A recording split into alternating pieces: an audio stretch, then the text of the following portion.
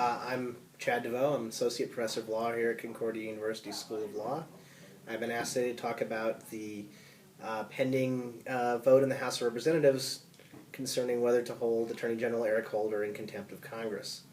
I think it's safe to say by the time this video is posted, the House will indeed have voted and will indeed have held the Attorney General in contempt of Congress. The question is, what does that mean? Well, from a political standpoint, particularly in an election year, that could mean quite a lot. From a legal standpoint, it doesn't mean that much, really.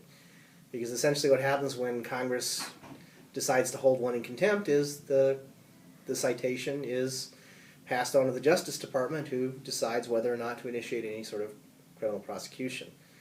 The Justice Department is headed by one Attorney General Eric Holder. So I think it's safe to say that it's unlikely that there will be any criminal prosecution or any follow-through on the contempt charge. Now, that wasn't true a few years ago. At one time, there was a statute that authorized the appointment of an independent prosecutor who could prosecute members of the executive branch for alleged crimes. And the reason for this statute was it recognized the inherent problem that the executive branch, the president and his subordinates, ultimately decide when to initiate criminal prosecution. For that reason, it's very hard.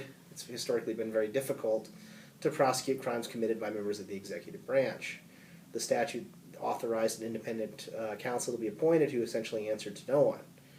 But this proved very controversial and created some problems in that you have essentially an unaccountable actor in the government.